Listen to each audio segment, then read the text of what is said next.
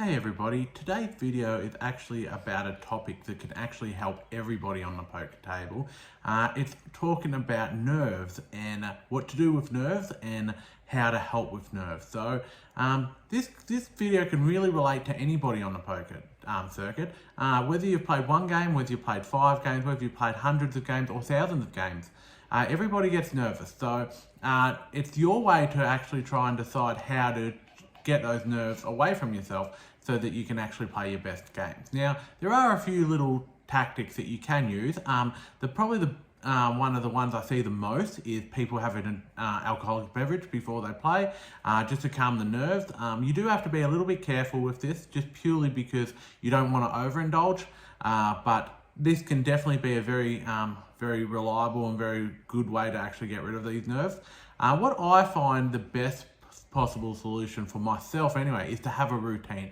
So for example, you go in, you register, you find where the toilets are, you might potentially go to the toilet, you grab a drink, whether it's an alcoholic drink or a non-alcoholic drink or even just a bottle of water, you grab a drink, then you go and talk to a few players. I always seem to have a routine myself that I actually do.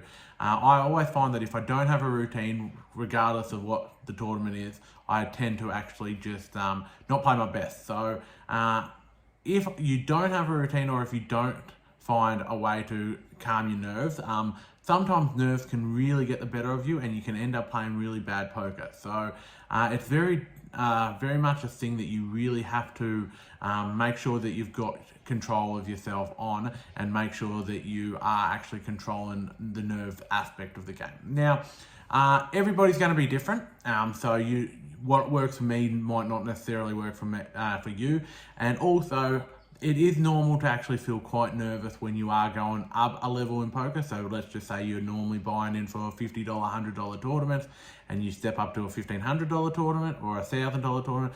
Nerves will be very natural there, but if you stick to the same routine that you have always stuck to, you're actually going to play better poker and you're actually going to have a chance to potentially play your best poker and run really deep and make life-changing money.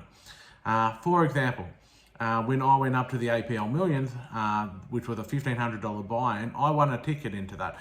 But a $1,500 buy-in, the nerves was very, very real up there. So again, I stuck to my routine. I looked at the venue. I found out where the toilets were, found out where my table was, so that I was very familiar with the surroundings, so that when the nerves did get to me, I could calm them down a little bit.